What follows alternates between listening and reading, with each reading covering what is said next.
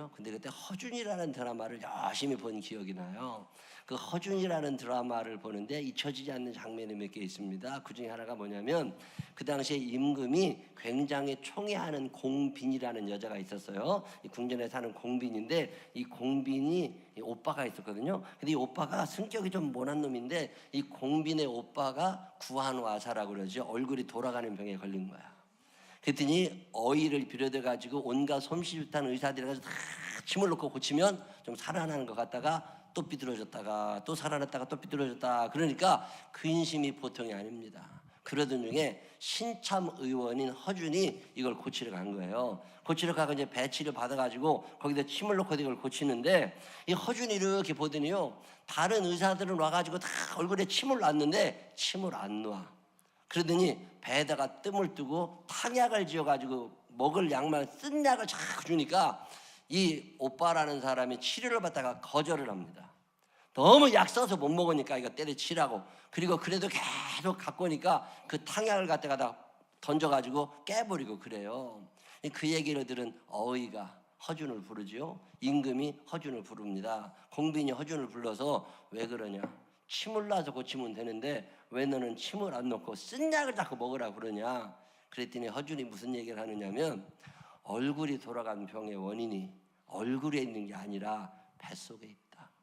이 뱃속 윗병을 고쳐야. 그러면서 물어보죠. 이런 증상이 몸에 있지 않느냐고. 그랬더니 있다고. 그게 윗병 때문에 얼굴이 돌아가는 거지. 그래서 치료를 하려면 근본을 치료해야지. 이게 조금 시간이 걸려도 반드시 나으니까 쓰더라도 좀 드셔야 된다고. 그래서 설득을 해요. 그래도 결국에는 윗병을 고친 다음에 얼굴이 제대로 돌아옵니다. 제가 그 드라마를 쭉 보면서 그렇겠다. 요즘 의학용어 중에 연관통이라는 통증이 있어요. 연관통. 제가 친하게 지내던 형님 한 분이 옛날 제가 대학교 다닐 때 미국에 유학을 갔거든요. 유학을 가가지고도 공부 잘하는 줄 알았는데 어느 날 돌아왔대요. 근데 왜 돌아왔다냐? 그러고 물어봤더니 허리에 디스크가 생겼대요. 디스크 때문에 돌아왔다고. 근데 참 희한한 일이 허리가 아프다는데 절기는 다리를 절어. 참 왜 그게? 허리가 아픈데 다리가 안 움직여. 목 디스크가 생기면 목이 아파야 되잖아요. 근데 목이 아픈 게 아니라 팔이 저려. 그리고 뭘 집으면 떨어뜨려. 아니 목 디스크인데 왜 손가락이 안 움직이냐고. 이런 걸 연관통이라고 그래요. 자, 그러면 손가락을 치료해야 돼요? 목을 치료해야 돼요? 목이 치료되면 손가락이 낫는 거예요. 어깨가 안 돌아가잖아요. 그러면 여기가 아파요. 여기가 아프면 여기다 침을 아무리 맞아도 소용이 없어. 어깨를 고쳐야지. 그리고 연관통이라고 그래요. 근원이 따로 있어서 그 근본적인 원인 때문에 오늘 내게 통증이 있는 거예요. 코가 안 좋은 사람들은 대개 기관지가 안 좋다네요. 눈이 안 좋은 사람들은 대개 간에 문제가 생기는 거래요. 그런가 보다. 이걸 연관통이라고 그럽니다. 자, 그러면 치료를 할 때 드러난 현상만 치료를 하면 치료가 되는 게 아니라 근본 원인을 치료해야 된다는 거예요. 뿌리를 뽑아야 치료가 된다는 거죠. 요즘에 이 세상을 가만히 바라다 보면 참 답답한 일이 많아요. 이 양극화 문제가 보통 심각한 게 아니라네요. 빈부 차이가 너무 심해져가지고 지난주에 통계를 보니까 우리나라 GNP가 3만 불이 넘었다고 그러더만. 여러분 3만 불이 얼마인 줄 아세요? 3,378만 원. 1인당 3,378만 원씩을 버는 거야 2018년에. 그러면 4인 가족이면 1억 3,512만 원씩을 버는 거야. 자, 우리 집 4인 가족인데 1억 3,500만 원 그까진가 내가 충분히 벌었다. 내가 손들어 보라고 보대. 아니 벌지를 않았는데 나라에 돈은 그만큼 많이 있다는 거예요. 그럼 이걸 다 누가 가져갔냐?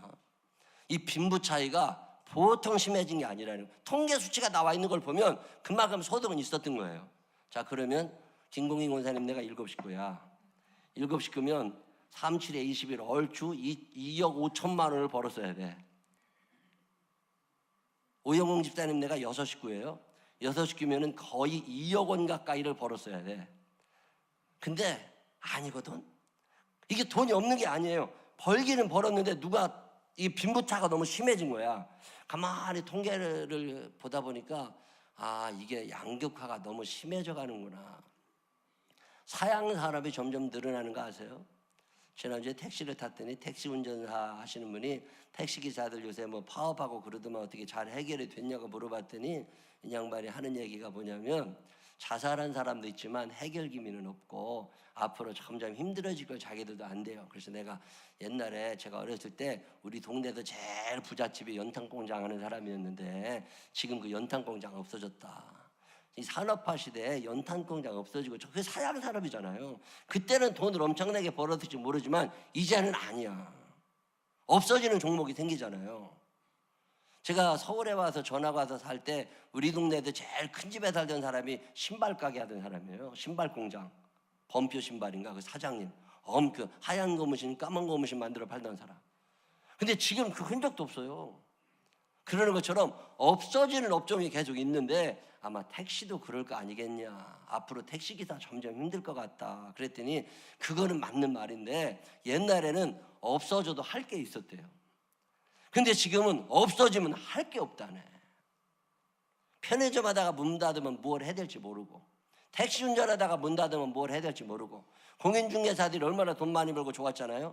공인중개사들이 너무 많아진 데다가 이게 가격이 다 묶여놓고 매매가 안 되다 보니까 공인중개사들도 지금 부동산도 내놓는 데가 생긴다고. 지금 그 택시기사와 얘기를 하다가 느껴지는 게 뭐냐면 오늘 이 시대를 살아가는 사람들은 현재는 불안하고 미래는 두려운 거예요.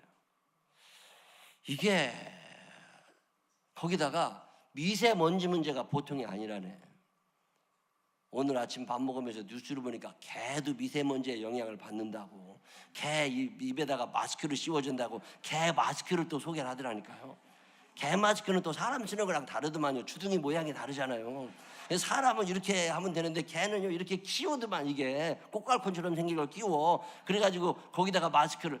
야, 개팔자 상팔자라더니 정말 이거 이 미세먼지 때문에요 개들도 심각하다는 거예요. 개들도 산책을 자제해 주세요. 마스크를 씌워주세요. 참 별난 세상 산다. 이 미세먼지 오늘의 일일까? 아닙니다.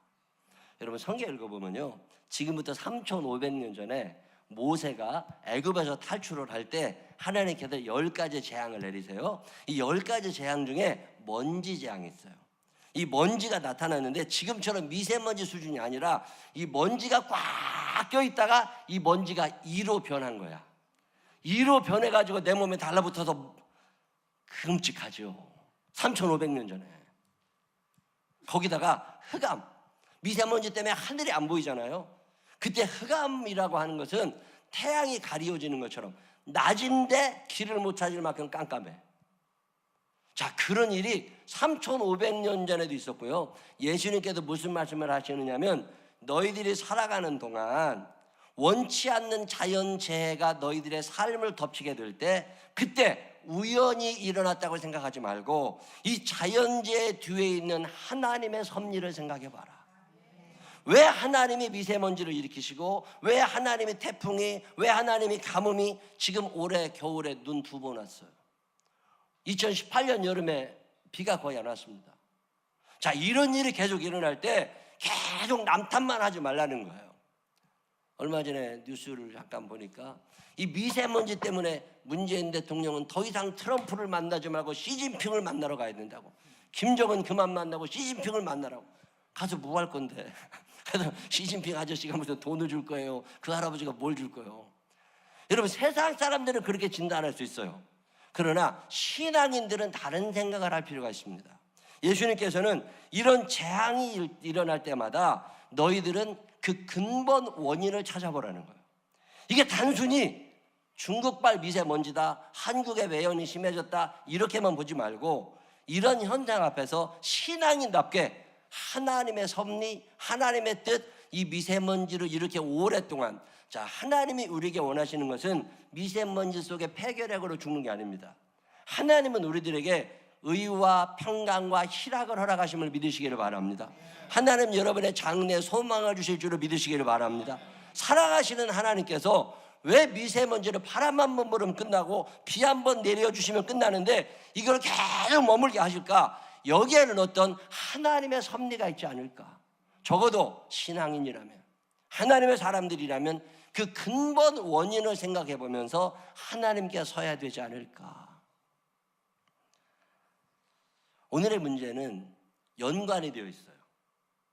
미세먼지다, 양극화다, 사회 정의가 어떻게 됐다, 사랑이 식어져 갔다, 뭐 이런 많은 문제들의 어떤 근본 원인을 쭉 추적해 나가다 보면 성경은 그 모든 원인의 배후를 죄라고 단정합니다.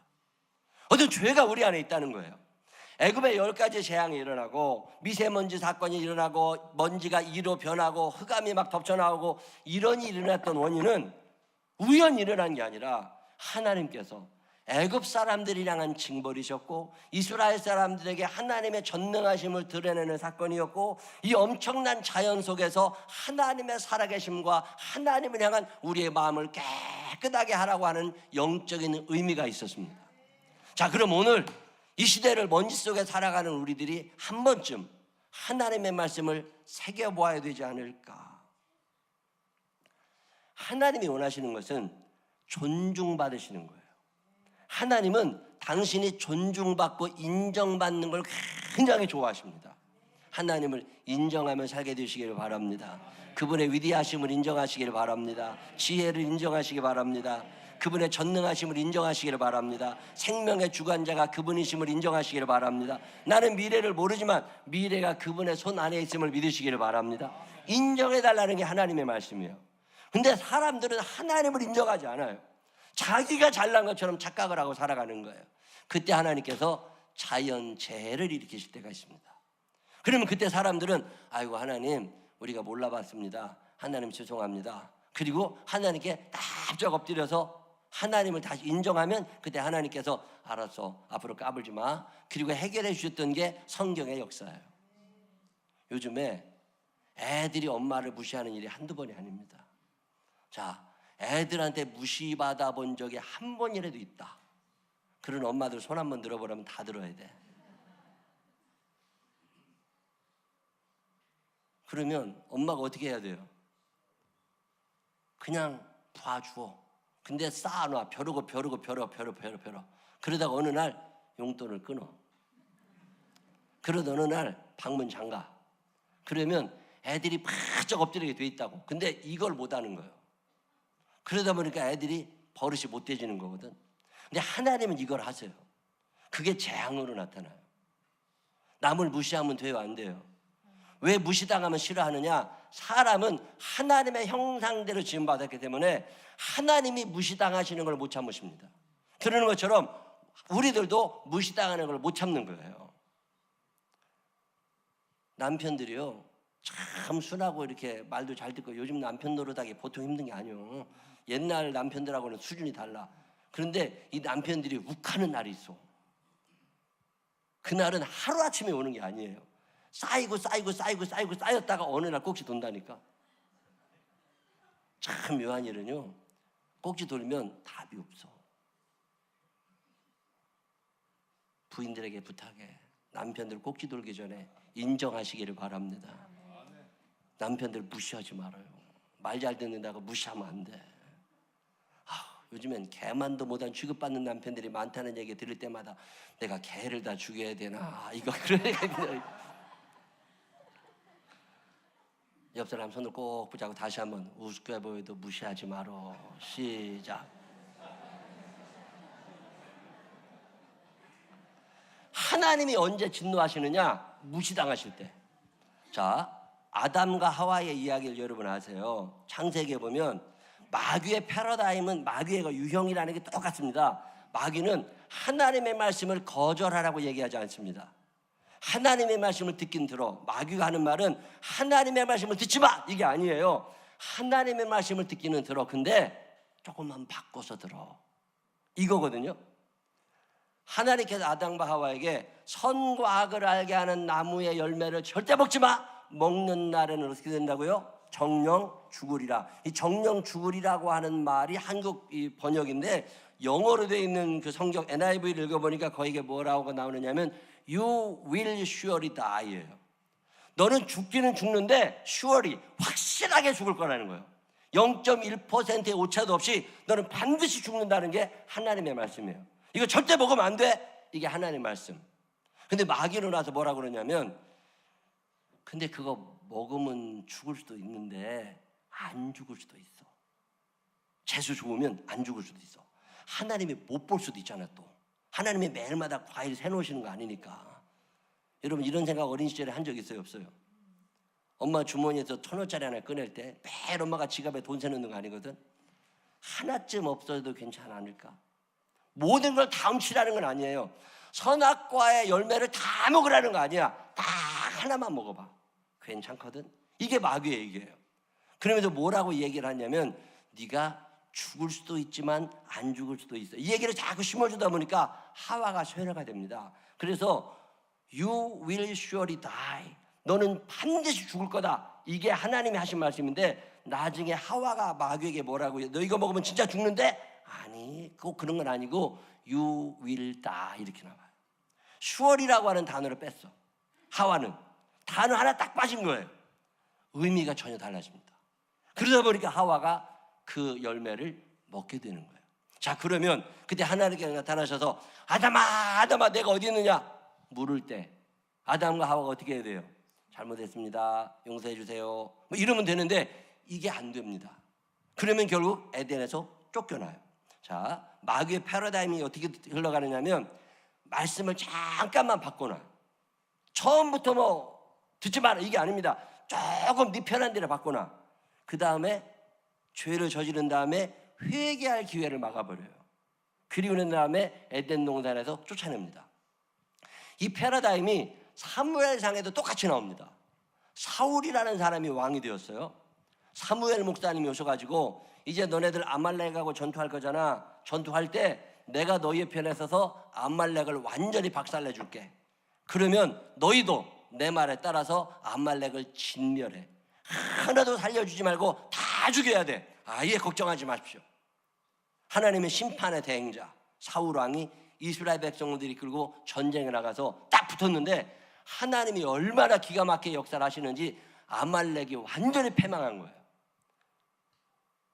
그러면 하나님의 말씀대로 다 죽이면 되는데 이쁜 여자가 있어. 죽여야 돼요 말아야 돼요? 고민이 되는 거야. 그래서 살려줬어. 또 보니까 참 맛있게 생긴 소 한 마리가 있어요. 저거 갖고 와서 먹으면 매주 뜯어먹게 생겼어요. 죽여야 돼요 살려야 돼요? 아까운 생각이 드는 거야. 그래가지고서 그것도 좀 살려놨어요. 그리고 보니까 비실비실한 양이 있어. 저거 죽여. 현찮은 것들은 다 죽이고 좋은 것들은 남겨놨어요. 자, 하나님께서는 뭐라고 말씀하시는 거예요? 진멸하라고. 근데 사울왕이 판단해 볼 때 진멸까지 뭐 저쪽은 진멸해, 이쪽 현찮은 것들은 다 죽이는데 이런 것들은 살려도 나중에 하나님이 뭐라고 그러시면 예배 드릴 때 제물로 쓰고 싶다고 그래. 이게 문제가 된 거예요. 사무엘 선지자가 와서 야단을 칩니다. 자, 제가 사무엘상 15장 7절로 9절에 보면 이렇게 나옵니다. 사울이 하윌라에서부터 애굽 앞 술에 이르기까지 아말렉 사람을 치고 아말렉 사람의 왕 아각을 사로잡고 칼날로 그의 모든 백성을 진멸하였으되 사울과 백성이 아각과 그의 양과 소의 가장 좋은 것 또는 기름진 것과 어린 양과 모든 좋은 것을 남기고 진멸하기를 즐겨 아니하고 가치 없고 하찮은 것은 진멸하니라. 자, 진멸했어요 안 했어요? 하나님은 뭘 진멸하시라고? 다 죽이라고 그러는데 사울은 어떻게 한 거예요? 말씀을 듣긴 들었다니까. 하찮은 것에 대해서는 들었어요. 근데 하찮지 않은 것에 대해서는 안 들은 거야. 마귀의 패러다임은 늘 그렇게 가요. 처음부터 하지 말라는 게 아니에요. 다 하지 마 이게 아니라 요만큼까지는 괜찮아. 그리고 자꾸 들어와. 그러다 보면 결국 점령당하게 되거든요. 개를 기를 때 여기 넘어오면 안 돼. 금을 딱 거놓고 개가 거기로 넘어오려고 그럴 때 딱 야단을 치잖아요. 그럼 안 넘어옵니다. 다음에 또 근데 넘어오려고 그래. 금방 잃어버리고. 그럼 또 야단을 쳐. 그러면 안 넘어옵니다. 참 묘한 일은요. 개는 끊임없이 시도합니다. 계속 시도해가지고 결국에 이것을 넘어올 때쯤이면 엄마가 지쳐. 개 지쳐. 그냥 와. 이렇게 되거든요. 그러다 보면 나중에 어떻게 돼요? 안방이 개방이 돼. 그래가지고 개가 집에 주인이 된다니까. 이게 악한 영들이 하는 일이에요. 처음에는 절대 안 될 것 같지만 점점 넘어옵니다. 그러다 보면 점령을 당해버려. 그게 마귀의 패러다임이 그렇게 가요. 그래도 하나님께서 뭐라고 말씀하시냐면 악은 그 모양이라도 버려. 근처도 가지 말라는 거예요. 하나님께서 우리에게 원하시는 것은 하나님께서는 우리를 통하여 당신이 영광 받기를 원하십니다. 하나님을 존귀히 여겨드리시기를 바랍니다. 하나님께 영광을 돌리며 살게 되시기를 바랍니다. 이 하나님께 영광을 돌리는 방법 중에 하나가 출애굽기 40장에 나오는 거예요. 자, 마귀들의 패러다임은 제가 설명해 드렸지요. 말씀을 조금 왜곡해요. 말씀을 조금 바꿔놔요. 단어 하나를 빼뜨려. 그러면서 죄를 시작하게 한 다음에 죄를 짓고 난 다음에 회개의 기회를 막아버려.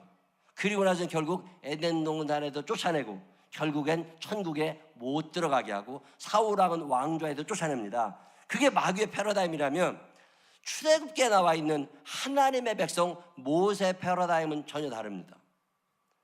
출애굽기 1장부터 마지막 40장까지 계속 나와 있는 하나님 백성의 이야기는 어떻게 시작되느냐? 이렇게 시작돼요. 출애굽기 4장 2절로 3절에 보면 이렇게 나옵니다. 여호와께서 그에게 이르시되 네 손에 있는 것이 무엇이냐? 그가 이르되 지팡이니이다. 여호와께서 이르시되 그것을 땅에 던지라 하시매 곧 땅에 던지니 그것이 뱀이 된지라. 모세가 뱀 앞에서 피하매. 거기 보면 하나님께서 땅에 어떻게 해라? 던지라. 그랬더니 어떻게 됐어요? 던지니. 던지라 던지니 시작. 다시 한번 시작. 자, 하나님께서 뭐라고 그러셨다고요? 던지라. 그랬더니 모세가 어떻게 했어요? 던지니. 쉽잖아요. 던지라 던지니. 그 다음에 4절에 보면 이렇게 나옵니다. 4절 출애굽기 4장 4절. 여호와께서 모세에게 이르시되 내 손을 내밀어 그 꼬리를 잡으라. 그가 손을 내밀어 그것을 잡으니 그의 손에서 지팡이가 된지라. 여기는 어떻게 나와요? 잡으라 잡으니. 자, 던지라 던지니 시작. 잡으라 잡으니 시작. 자, 뱀을 잡을 때 꼬리를 잡아요, 머리를 잡아요, 몸통을 잡아요? 뱀 꼬리를 만져보신 분, 뱀 꼬리를 잡아보신 사람, 어떤 땅꾼도 뱀 꼬리는 못 잡습니다. 왜 그래요? 뱀은 꼬리를 잡는 순간 머리가 휙 돌아와서 봅니다. 근데 뱀은 반드시 어디를 잡는 거예요? 머리를 잡아. 근데 군대 가면 산에서 뱀을 만나거나 이렇게 잡아야 된다 가리키면서 하는 얘기가 군화발로 뱀의 어디를? 대가리를 밟으라고 그래요. 꼬리를 잡으라고 하네요. 이게 잡는 방법이에요. 근데 하나님께서는 모세에게 뭐라고 얘기하시는 거예요? 어디를 잡으라? 잡아야 돼요, 말아야 돼요? 자, 여러분이라고 생각해봐. 여러분이라고 생각해봐. 뱀 꼬리를 잡는 순간 어떤 일이 일어나?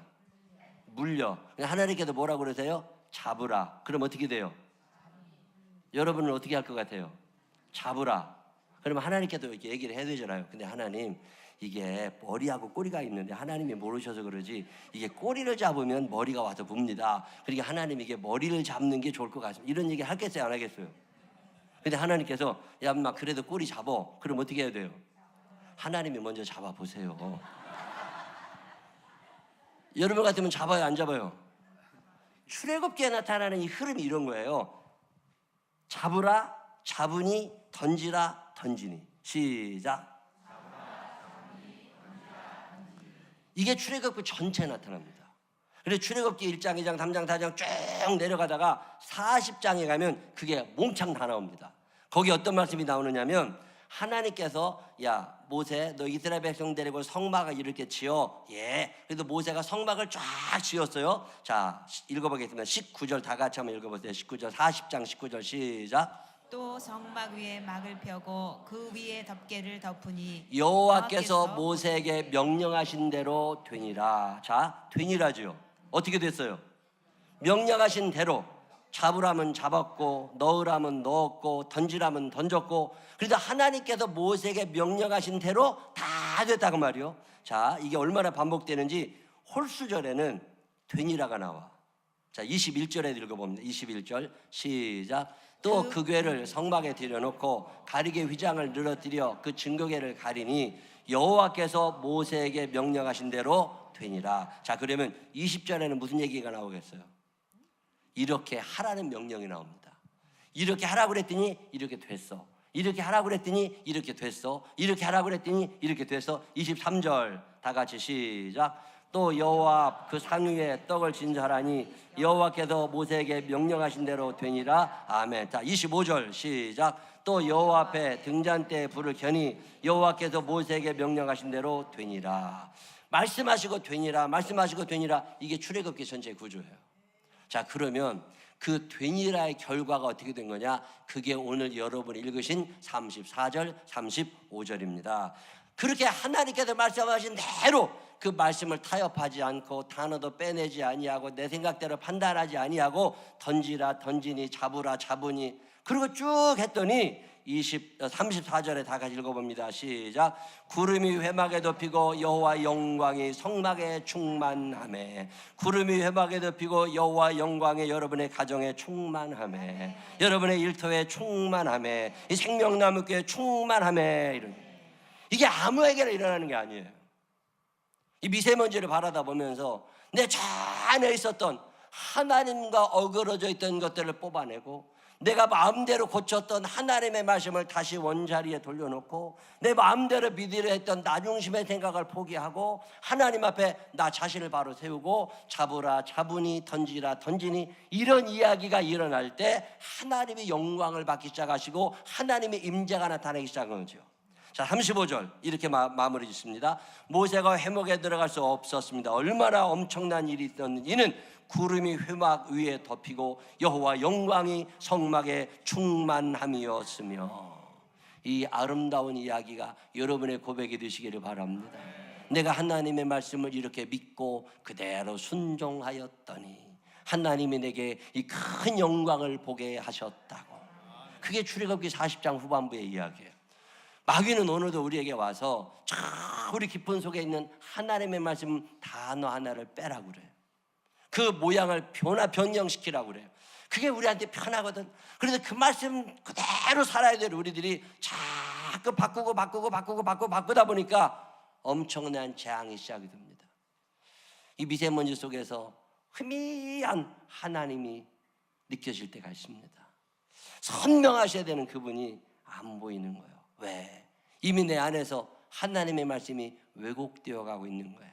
하나님의 말씀이 빠져가기 시작하는 거예요. 하나님께서 주신 이 말씀이 여러분의 삶의 기준이 되시기를 바랍니다. 이 미세먼지를 바라다보고 양극화의 시대를 바라다보고 현재는 불안하고 미래는 두렵다는 시대를 살아가지만 우리는 이 속에서 하나님의 말씀을 다시 한번 찾습니다. 그리고 세상 사람들과 다르게 하나님 말씀 앞에 나 자신을 바로 세웁니다. 그리고 그 말씀에 대한 믿음을 가지고 되리라 말씀하시면 되는 거고, 던지라 하시면 던지는 거고, 잡으라 하시면 잡은 거고, 믿음대로 순종하며 살아가다가 하나님께서 주시는 귀한 영광들이 여러분의 삶을 채우게 되시기를 주님의 이름으로 축원합니다. 기도하십시다.